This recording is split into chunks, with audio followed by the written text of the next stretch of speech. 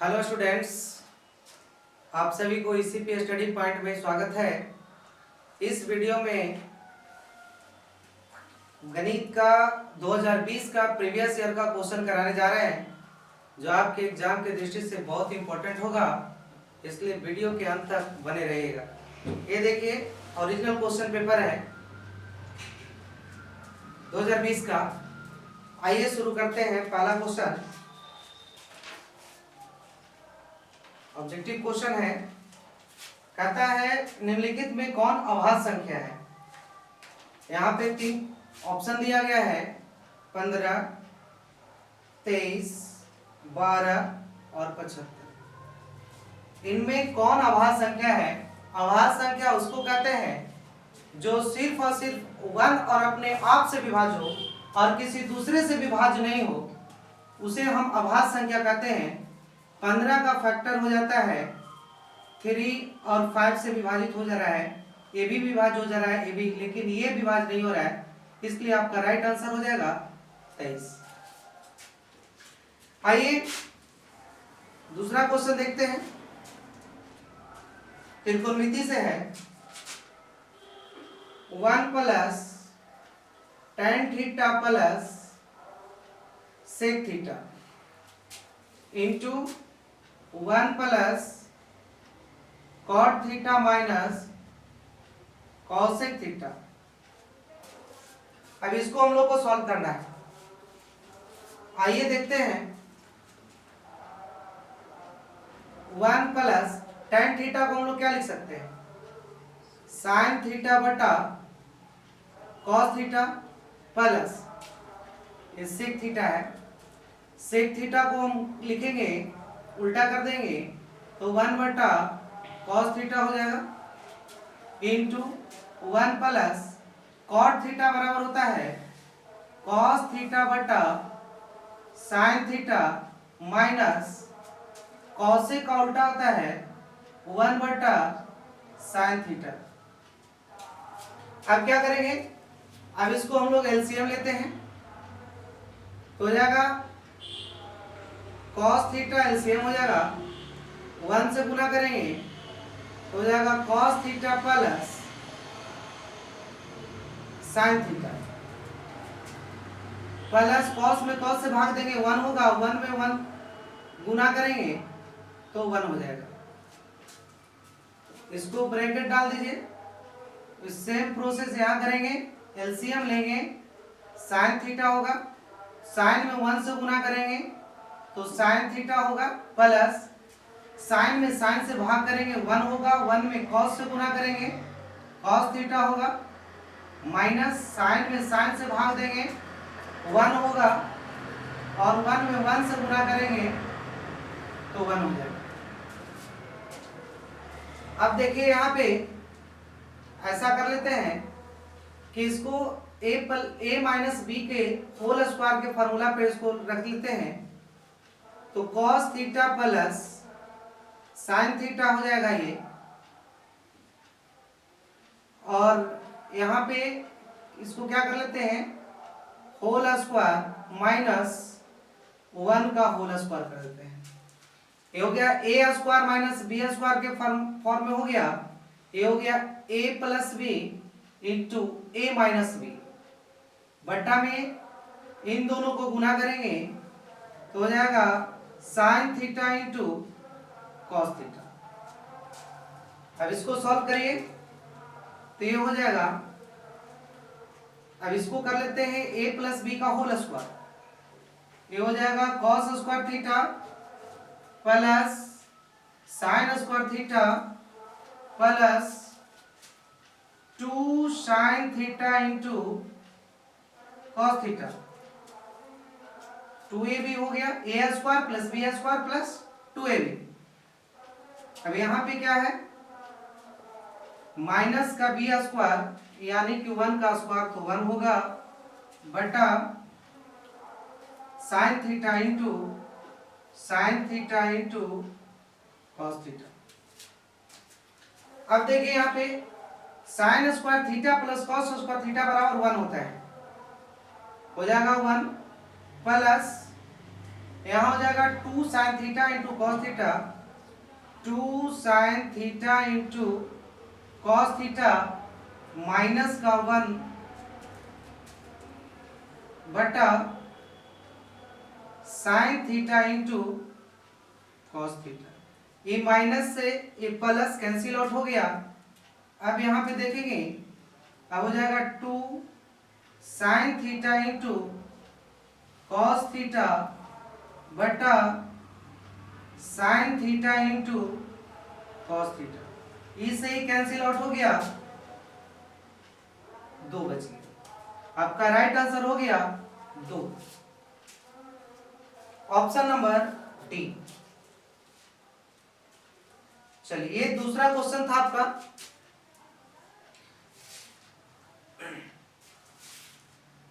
अब अगला क्वेश्चन देखते हैं, क्वेश्चन नंबर 3।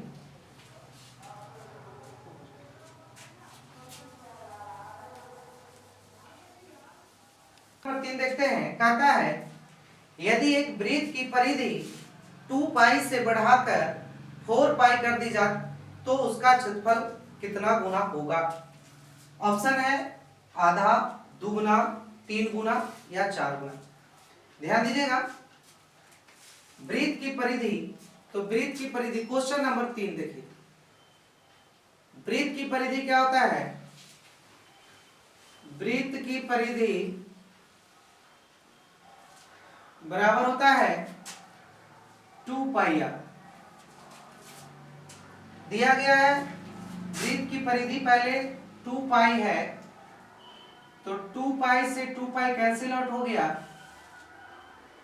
r बराबर हो गया 1।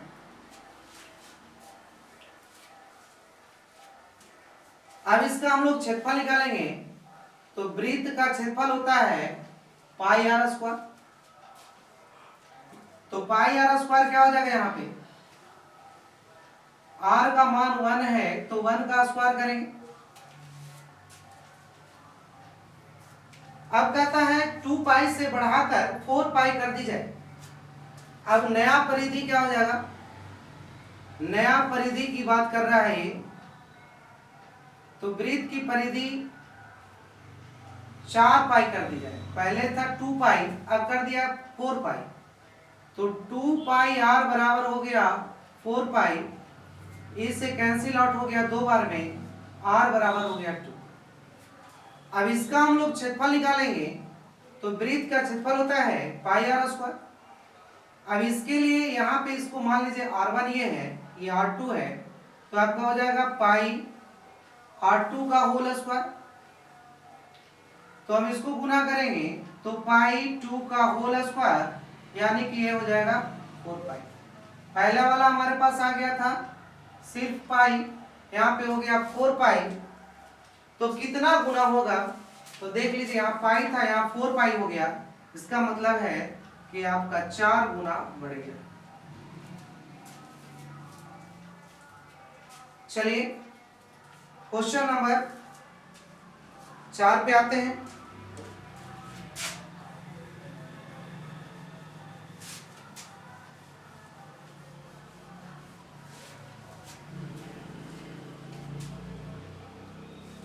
क्वेश्चन नंबर 4 है ये, निम्न में से मूल बिंदु के नियामक कौन है? तो मूल बिंदु का नियामक है, ऑप्शन है 1 1, दूसरा ऑप्शन है 0 0, तीसरा ऑप्शन है -1 और 1, और चौथा ऑप्शन है इनमें से कोई नहीं। तो इसका राइट आंसर मूल बिंदु का होता है, ये देखिए x अक्ष है, x डैश है, ये y है, ये y डैश है। x अक्ष का भी मूल बिंदु यही है और y अक्ष का भी मूल बिंदु यही है, यानी 0 0 आपका राइट आंसर हो जाएगा option number B. 4 question solve हो गया आपका। आइए 5वां क्वेश्चन देखते हैं।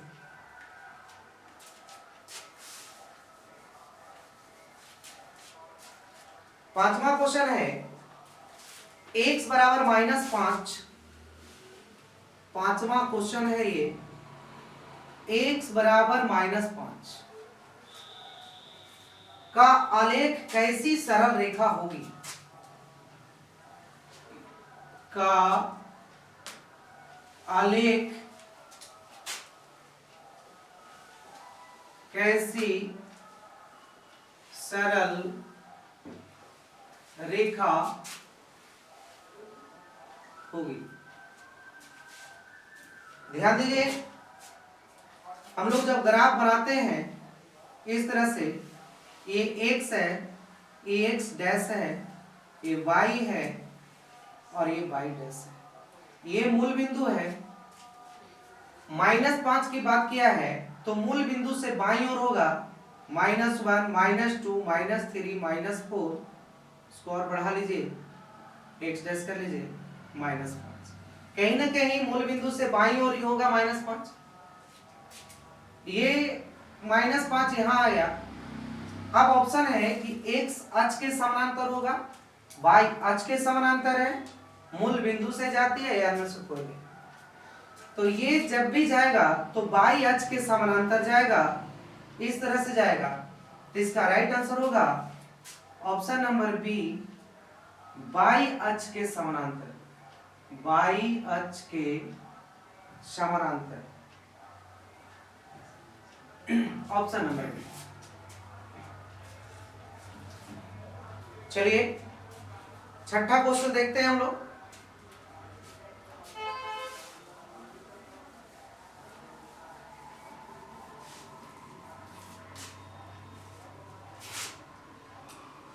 क्वेश्चन नंबर 6 है, कहता है 64 पाई सेंटीमीटर स्क्वायर क्षेत्रफल वाले वृत्त का व्यास क्या होगा?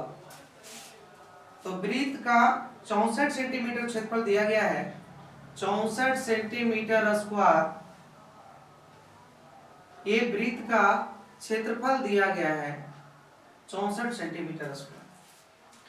तो इसका व्यास निकालना है। ये वृत्त है, ये इसका व्यास है। वृत्त का जो व्यास होता है वो त्रिज्या का 2 गुना होता है। तो हमें r का मान निकालना होगा। वृत्त का क्षेत्रफल दिया गया है pi r square, pi r square बराबर 64 है।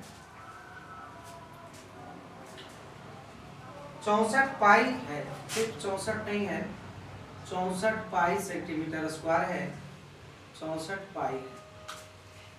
तो पाई से पाई कैंसिल आउट हो गया, r बराबर हो जाएगा √64, यानी r का मान हो गया 8।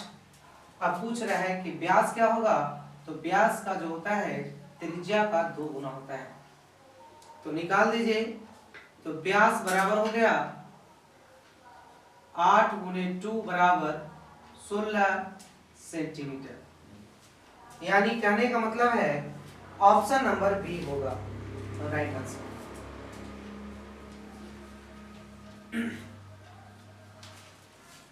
चलिए नेक्स्ट क्वेश्चन देखते हैं।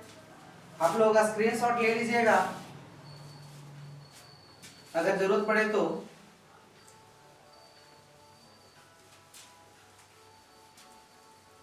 क्वेश्चन नंबर 7 की बात करते हैं। दिया गया है त्रिभुज DEF, त्रिभुज है DEF। दूसरा त्रिभुज है PQR। इसमें कोण D बराबर कोण Q है। कोण D बराबर angle D equal to angle Q, angle R equal to angle E। तो पूछता है निम्नलिखित में से कौन सही है? कोण D, ये एंगल बराबर, ये एंगल की बात कर रहा है, एंगल ये R बराबर एंगल E की बात कर रहा है। यानी ये इन दोनों इंगेज यहाँ है, इन दोनों इंगेज यहाँ है, बाकी बच गया F बराबर P। यानी एंगल F है बराबर एंगल P हो जाएगा।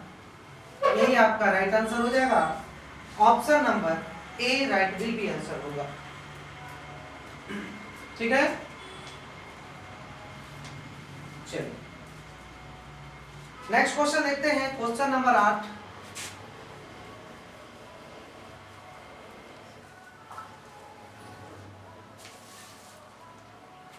समीकरण युग्म दिया गया है 2x प्लस 3y बराबर 5 और दूसरा है तथा 4x plus 6y equal to 50।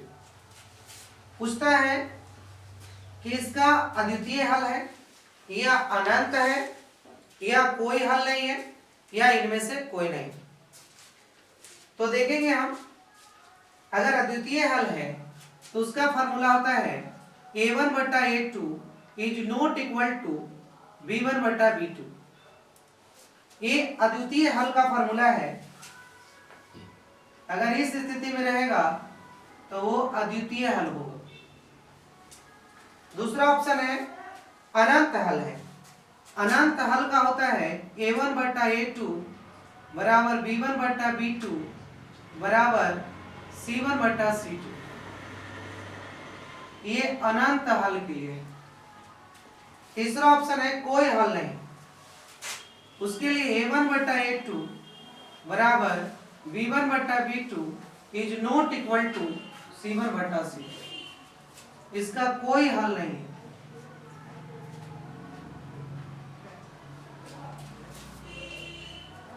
अब हम लोग देखते हैं कि इसमें से कौन आता है।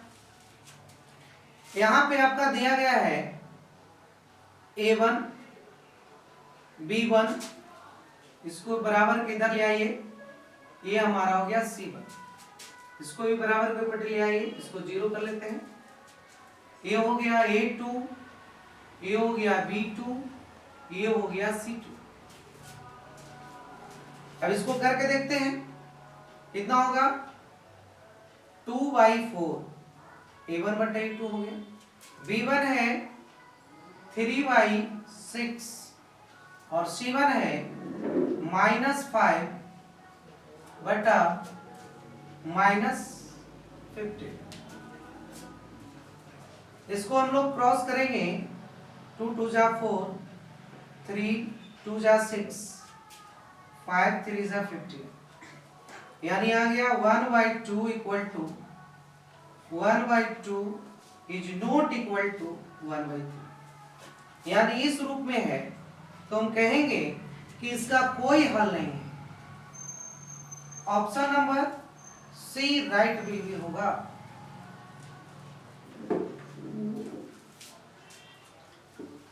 अगर वीडियो अच्छा लगता है तो लाइक और सब्सक्राइब करें और अपने दोस्तों को भी शेयर करें और इसी तरह से आगे भी वीडियो पाने के लिए लाइक एंड सब्सक्राइब करते रहें। आइए अगला क्वेश्चन देखते हैं, क्वेश्चन नंबर 9। क्वेश्चन नंबर 9 पे आइए। यदि 65 तथा 117 का मशा 65m - 117 के रूप में है तो m का मान ज्ञात करें। m का मान क्या होगा? तो ध्यान दीजिएगा, सबसे पहले हम क्या करेंगे कि 65 का मशा निकालेंगे। तो 5 से लगाएंगे, 13 बार में जाएगा। 117 है, इसको हम लोग 13 से भी लगा लेते हैं तो 9 आ जाएगा। 3 से लगा लेंगे तो 3 आ जाएगा। मसा जो होता है इन दोनों का कॉमन होता है, जो हमारा एचसीएफ होता है, यानी हमारा एचसीएफ आ गया 13। अब प्रश्न कहता है कि 65m - 117 इतना का मसा के रूप में है। इसका मतलब ये है कि 65m - 117 बराबर मसा होगा। यही तो कह रहा है। अब हम लोग इसको सॉल्व करते हैं तो 65m इक्वल टू 13 प्लस 117।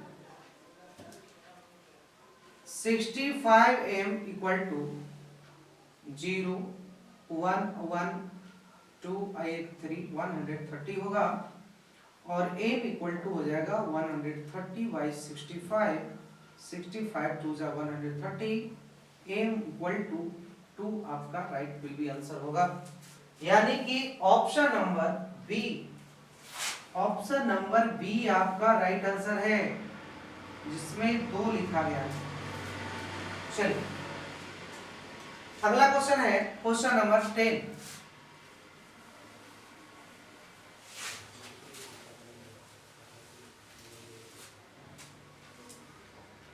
कहता है क्वेश्चन नंबर 10 है कि 2, 10 और 20 के लसा और मसा निकाले। तो 2, 10 और 20 का एलसीएम निकालेंगे तो सबसे बड़ी संख्या होगी वही हमारा एलसीएम हो जाएगा। यानी कि एलसीएम जो हमारा निकल के आ जाएगा वो 20 हो जाएगा और एचसीएफ जो होगा वो हमारा 2 हो जाएगा। सबसे बड़ी संख्या है जो सभी से सब विभाजित 2 जो है सबको विभाजित करता है। अब कहता है कि लसा और मसा का अनुपात निकाले। तो लसा और मसा का अनुपात का मतलब यही होता है, लसा हमारा आया 20/2, 2 से काट दीजिए, एक आया 10:1 आपका राइट आंसर होगा ऑप्शन नंबर बी। चलिए क्वेश्चन नंबर 11 पे देखिए।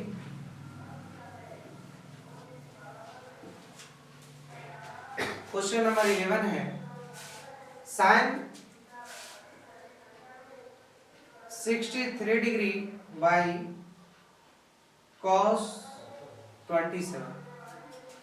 अब देखिए या तो साइन को cos में बदल दीजिए या cos को sin में बदल दीजिए। हमें पता है कि sin 90 माइनस थीटा बराबर होता है cos थीटा। तो हम लोग क्या करते हैं, साइन को बदल लेते हैं या तो cos को बदल लेते हैं। तो यहां लिखेंगे हम sin 63 बाई और cos 70 को हम लोग कैसे लिखेंगे, cos को ऐसे लिख सकते हैं cos 90 डिग्री माइनस 63 डिग्री। अब cos 90 माइनस थीटा या sin 90 माइनस थीटा बराबर cos थीटा और cos 90 माइनस थीटा बराबर sin थीटा। तो यहां पे हो जाएगा sin 63 तो cos 90 माइनस थीटा, थीटा के जगह पे हमारे पास 63 है तो हो जाएगा sin 63 डिग्री, ये कट गया और आपका 1 राइट आंसर हो गया। चलिए next question.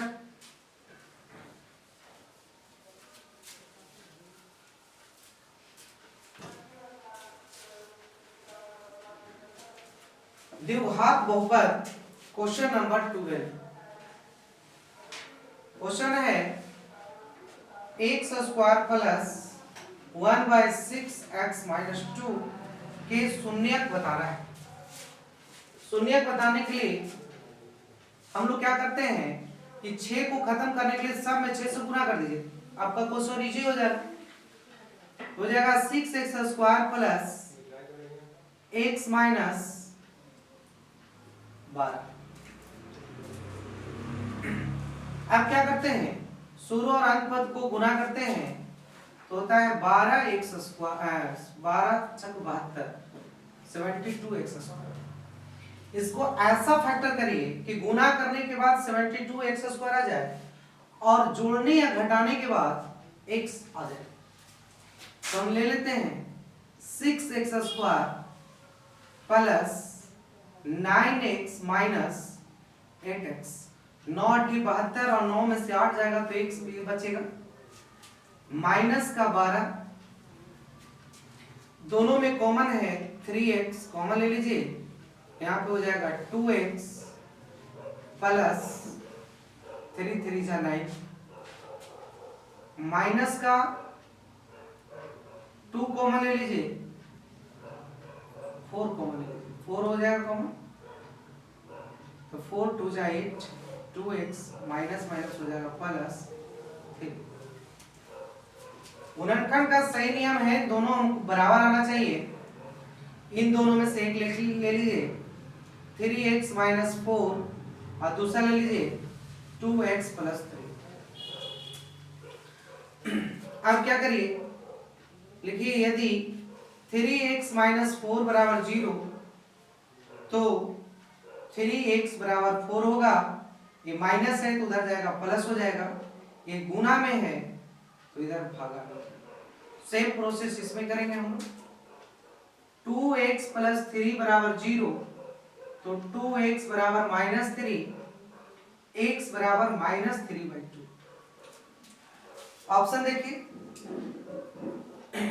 Option number minus 3/2 और 4/3 ऑप्शन नंबर बी है।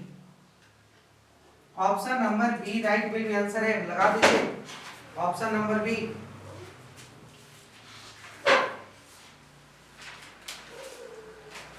चलिए नेक्स्ट क्वेश्चन पर आइए, क्वेश्चन नंबर 13।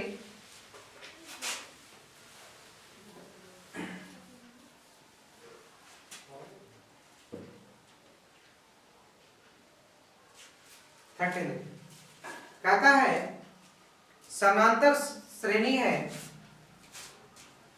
10 7 4 डॉट डॉट का 30वां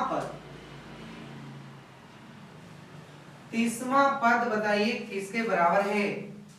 30वां पद निकालिए। तो 30वां पद बराबर होता है a प्लस 29t।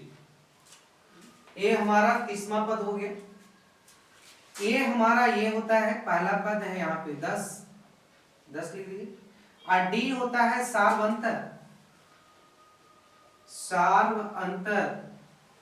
अंतर कैसे निकालते हैं? a2 माइनस a1, 7 माइनस 10 क्या आ गया? 7 माइनस 10 आ गया। तो हम लोग क्या करेंगे, 10 में से 7 को घटाएंगे तो आएगा हमारे पास माइनस का 3।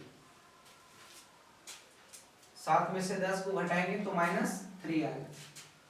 10 प्लस 29 इंटू माइनस का 3। अब इसको हल कर लीजिए। 10 प्लस 9 में 3 से गुना करेंगे तो 27, हाथ से 2 रहेगा, 3 दूनी 6 और 2 8। माइनस का चिन्ह है तो यहाँ पे माइनस हो जाएगा। 87 में से 10 चला जाएगा तो माइनस 77 हो जाएगा। Option number C right will be होगा, ऑप्शन नंबर सी लगा दीजिए। चलिए क्वेश्चन नंबर 14 पे चलते हैं हम। 14 नंबर, क्वेश्चन नंबर 14 देखिए। कहता है tan थीटा बराबर 8/15। tan थीटा बराबर है 8/15। तो cosec थीटा का मान ज्ञात करें। cosec थीटा का मान ज्ञात करना है। cosec थीटा बराबर होता है कर्ण बटा लंब, और tan थीटा बराबर होता है लंब बटा आधार। यहां तो लंब है, यहां भी लंब है, लेकिन कर्ण नहीं है। तो कर्ण हम लोग पाइथागोरस प्रमेय से निकालेंगे। कर्ण बराबर होता है लंब स्क्वायर प्लस आधार स्क्वायर का रूट ओवर। 80 80 64, 15 15 225, 5 4 9 6 2 8 289, 289 का वर्गमूल होता है 17। अब निकाल दीजिए cosec थीटा। कर्ण आपका हो गया 17 और लंब आपका है 8, 17/8 हो गया। Option number A 17/8, option number A right will be होगा 14 का आंसर। चलिए अब देखते हैं क्वेश्चन नंबर 15, आइए 15 देखते हैं। क्वेश्चन नंबर 15 देखते हैं हम लोग। 1 से 100 तक सभी प्राकृत संख्या का योग क्या होगा? ध्यान दीजिएगा, 1 से 100 तक सभी प्राकृत संख्या का योग क्या होगा? तो हम लोग डायरेक्ट क्या करेंगे कि योग पूछ रहा है तो एक फार्मूला होता है, ऑप्शन दिया हुआ है। तो आइए हम लोग देखते हैं, n इंटू एन प्लस 1 बटा 2, यानी कहने का मतलब है कि n जो हो गया अंतिम पद हो गया यहाँ पे 100 और इसमें गुना करेंगे 100 प्लस 1 बाई 2, 100 गुने 101 बटा 2 काट दिया 50 बार में, 50 को गुना करेंगे 101 से, ऑप्शन आ जाएगा 50 50। ऑप्शन नंबर बी राइट होगा। चलिए इसको हम लोग दूसरे तरीके से भी बना सकते हैं। दूसरा तरीका ये है 15 का कि n बटा 2 इंटू a प्लस अंतिम पद होता है। हम लोग इस फार्मूला पे भी बना सकते हैं और इस फार्मूला पे भी बना सकते हैं। ये आप सीधे कर सकते हैं, शुरू और अंत पदों का योग इंटू जितनी संख्या है उतना गुना बटा में 2। आप इस तरह से भी बना सकते हैं। चलिए नेक्स्ट क्वेश्चन देखिए।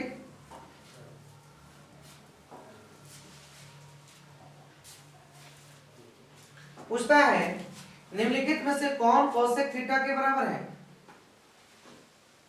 कोसेक थीटा के बराबर कौन है?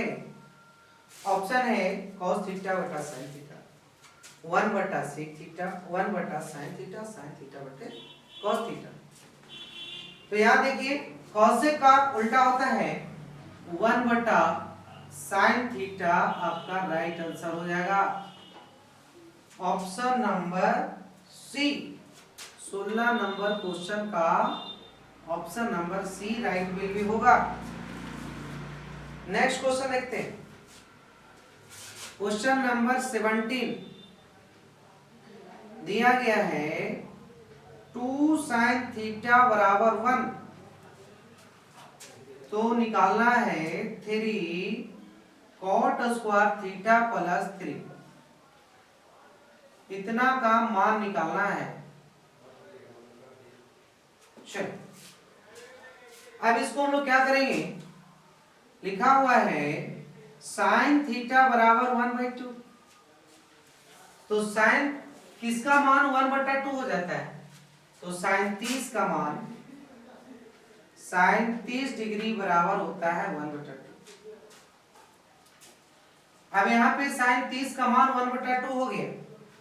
अब हमें 3 cot स्क्वायर थीटा प्लस 3 का मान निकालना है, तो थीटा का मान 30 हो गया, तो थीटा का मान यहाँ पे 30 रख देगा, निकाल लीजिए 3 इंटू, अब यहाँ पे cot थीटा दिया गया है, तो cot 30 का मान यहाँ पे सीधे ऐसे लिख देंगे cot square 30 degree plus 3 into cot 30 का मान होता है √3, √3 का स्क्वायर हो जाएगा प्लस का 3 हो जाएगा 3 इंटू 3 प्लस का 3, 3 3 जा 9 प्लस 3 इक्वल टू 12। आपका राइट आंसर होगा option number A. Option number A आपका राइट आंसर होगा। चलिए नेक्स्ट क्वेश्चन है क्वेश्चन नंबर 18 देखिए। कहता है असंभव घटना की परिकता होती है, तो असंभव घटना की परिकता होती है शून्य, राइट आंसर होगा शून्य। चलिए क्वेश्चन नंबर 19 देखिए।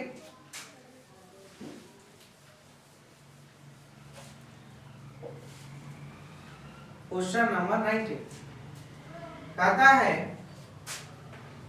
x² -√2x -12 के शून्य कौन से हैं? ऑप्शन दिया गया है। सेम वही प्रोसेस है कि 12 को ऐसा फैक्टर करना है कि गुना करने के बाद 12x² आ जाए, जोड़ने घटाने के बाद -√2x आ जाए। ठीक है, और इसमें ऑप्शन आपका दिया गया है, कौन सा ऐसी संख्या होगी? तो देखिए x²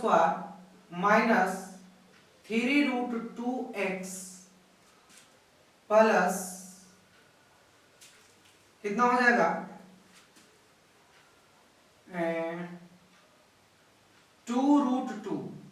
अब देखिए इसको गुना करके, √2 में √2 से गुना करेंगे तो 2 हो जाएगा, और 3 में 2 से गुना करेंगे तो 6, और 6 2 जा 12, माइनस का 12।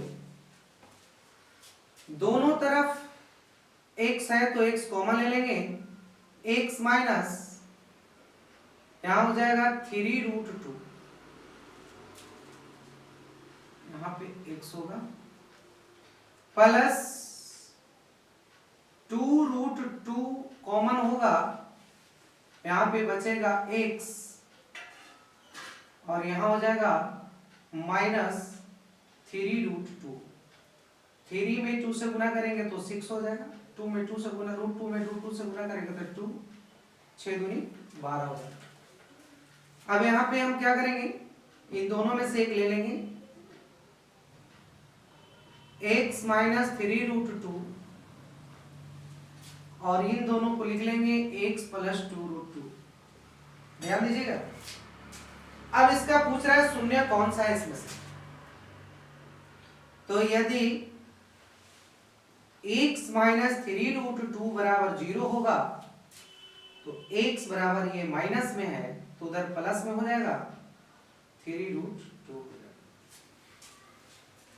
यहां पे हो जाएगा x बराबर -2√2। ऑप्शन नंबर कौन सा होगा? 3√2 और -2√2। ऑप्शन नंबर इसमें से कोई नहीं है लिखा, इनमें से कोई नहीं, option number D right answer होगा आपका।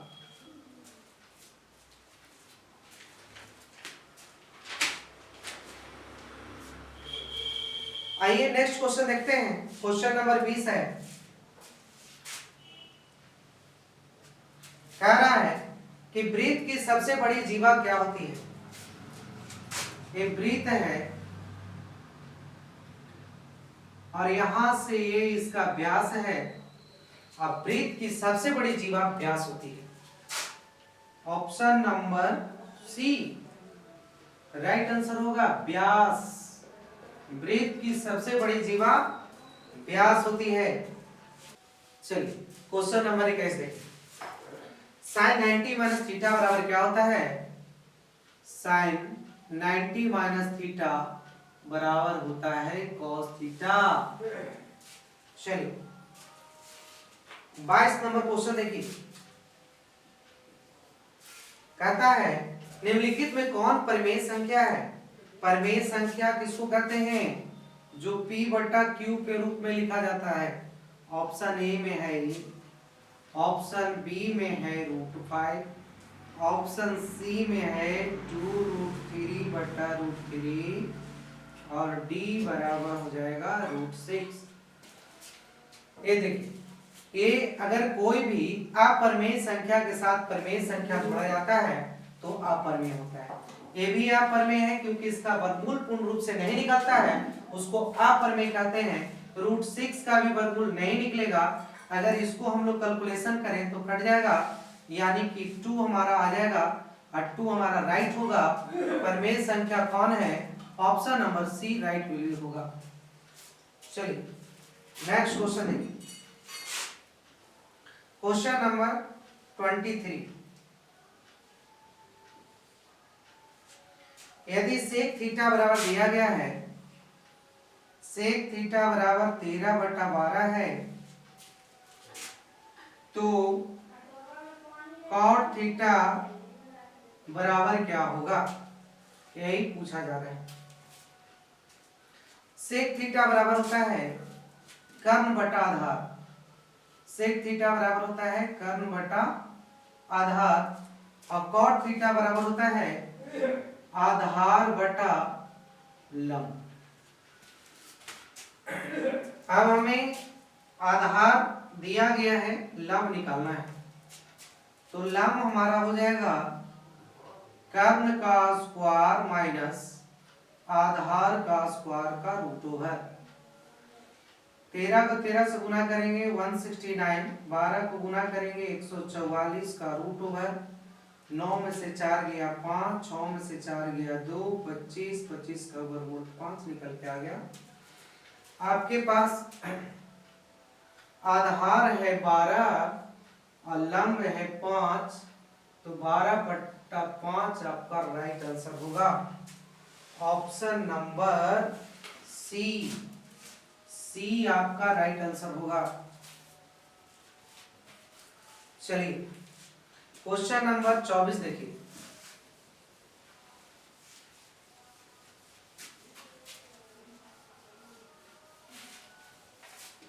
क्वेश्चन नंबर 24 कहता है कि बिंदु ए दिया गया है, ए 3, 4 निर्देशांक दिया गया है और बिंदु बी -3 और 8 दिया गया है। तो मिलाने वाले रेखाखंड के मध्य बिंदु के नियामक क्या होगा? क्या पूछ रहा है? मध्य बिंदु के नियामक। तो मध्य बिंदु बराबर क्या हो जाएगा? ऑप्शन दिया गया यहाँ। मध्य बिंदु क्या करना निकाल, जब भी मध्य बिंदु निकाला रहे तो इन दोनों को योग कर लीजिए। तो 3 - 3/2 से भाग दे दीजिए। इन दोनों को योग कर लीजिए। 4 + 8 = 2, 2 से भाग दीजिए। जोड़ के 2 से भाग दीजिए, मध्य बिंदु निकल जाएगा। 3 में से 3 गया 0, 0/2। 8 × 4 = 12, 12/2 निकल के आ गया 6, यानी 0 और 6 इसका नियामक होगा। 0, 6 option number D, option number D right will भी होगा। नेक्स्ट क्वेश्चन देखिए, क्वेश्चन नंबर 25। 25 देखिए, कहता है किसी वृत्त पर बाह्य बिंदु से कितनी स्पर्श रेखाएं खींची जा सकती है? कोई वृत्त है, कोई वृत्त, कोई बाह्य बिंदु है, कोई बाह्य बिंदु से कितनी स्पर्श रेखा खींची जा सकती है? यानी यहां से देखा जाए कोई बाह्य बिंदु P है, तो बाह्य बिंदु से वृत्त पर सिर्फ और सिर्फ 2 ही स्पर्श रेखा खींची जा सकती है, जो यहाँ देख लीजिए। ऑप्शन नंबर आपका क्या हो जाएगा? बी हो जाएगा। कितने रेखा खींची जा सकती है?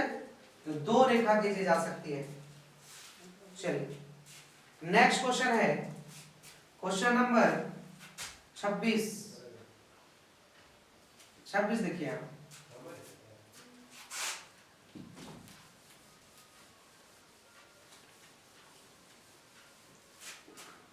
क्वेश्चन नंबर 26 देख लीजिए।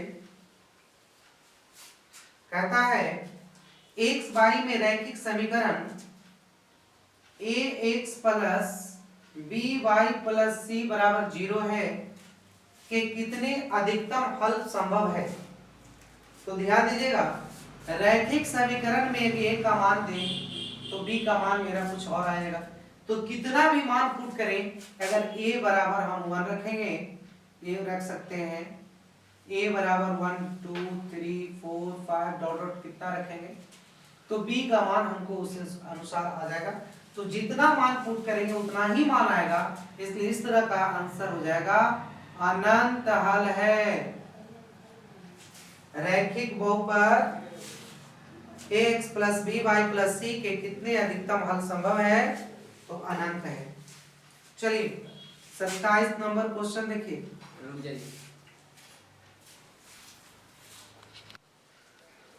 चलिए क्वेश्चन नंबर 27 देखिए। समांतर श्रेणी 1 4 7 10 का कौन सा पद 88वां होगा? कौन सा पद 88वां होगा ये बताने के लिए। तो nवां पद 88वां होगा, तो n बराबर होता है a + n - 1 × d। अब यहाँ पे nवां पद हो गया 88 और ये हो गया पहला पद 1 हो जाएगा n माइनस 1 और d होता है सार्वंतर। सार्वंतर कैसे निकालते हैं?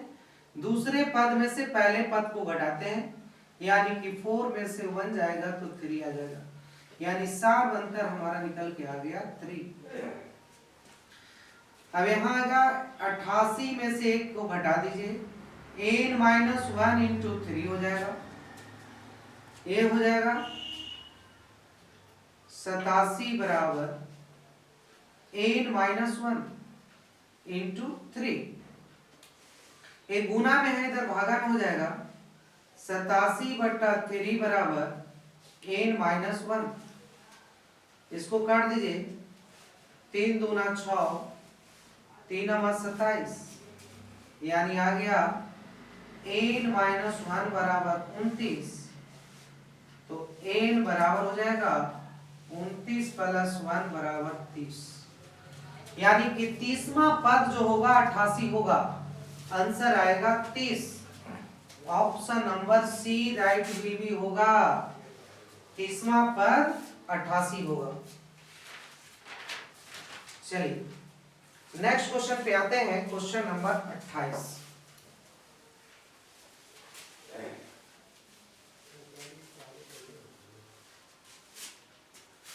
कहता है कि बिंदु -3 और -5 किस पाथ में है? तो ध्यान दीजिएगा, इससे एकदम एग्जाम में क्वेश्चन एकदम आना है। ये आपको x डैश x है और ये x डैश अच्छा है, ये y है, ये y डैश अच्छा। ध्यान दीजिएगा, ये प्रथम पाद है जिसमें प्लस प्लस होता है, ये द्वितीय पाद है जिसमें माइनस और प्लस होता है, ये द्वितीय पाद है। ये तृतीय पाद है जिसमें माइनस और माइनस होता है। ये चतुर्थ पाद है जिसमें प्लस और माइनस होता है। इसको याद कर लीजिएगा, ये बहुत ही इंपॉर्टेंट है आपके एग्जाम के दृष्टि से, और इससे क्वेश्चन आना है। आइए देखते हैं, क्वेश्चन है -3 और -5 किस पाद में है? तो ध्यान से देखिए, ये माइनस माइनस आ गया तो माइनस यहां भी है, माइनस यहां है, यानी इसका राइट आंसर होगा तृतीय पाद, यानी कि ऑप्शन नंबर सी। केवा क्वेश्चन था भाई? ये क्वेश्चन नंबर आपका 28 हो गया। 28 का option number C right will be होगा। चलिए 29 नंबर क्वेश्चन देखिए, 29 नंबर क्वेश्चन देखिए। क्वेश्चन है 2 cos स्क्वायर 60 डिग्री का मान क्या होगा? तो हमें 60 cos 60 का मान होता है 1/2, तो लिखेंगे 2 इंटू 1/2 का होल स्क्वायर, तो कितना हो जाएगा 2 इंटू 1/4, 2 2 जा 4, 1/2। Option number D right answer होगा, ऑप्शन नंबर डी। चलिए नेक्स्ट क्वेश्चन देखते हैं, क्वेश्चन नंबर 30। कहता है कि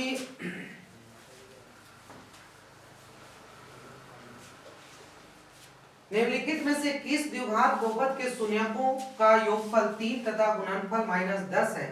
तो कौन सा द्विघात, यानी कहने का मतलब है अल्फा प्लस बीटा बराबर 3 दिया गया है, शून्यकों का योगफल, शून्यकों का गुणनफल दिया गया है -10। अब इसमें से पूछ रहा है कि कौन द्विघात बहुपद है?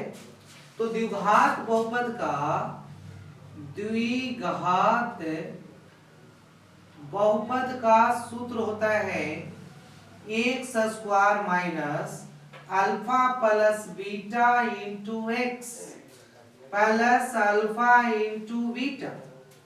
अब ध्यान देंगे, यहाँ पे एक्स स्क्वायर है, अल्फा प्लस बीटा का मान है 3x, 3 हो गया, x में गुना किए तो 3x हो गया, प्लस अल्फा इंटू बीटा का मान है -10, तो यहाँ पे हो जाएगा -10। अब देखिए ध्यान से कि किस ऑप्शन में है। क्वेश्चन नंबर आपका ये था 30 क्वेश्चन आपका है। इसका आपका राइट आंसर हो जाएगा x² - 3x - 10 ऑप्शन सी में। ये राइट आंसर हो गया। चलिए, ये काफी रात हो चुकी है, इसलिए अब नेक्स्ट क्वेश्चन आपको अगले वीडियो में मिलेगा, इसलिए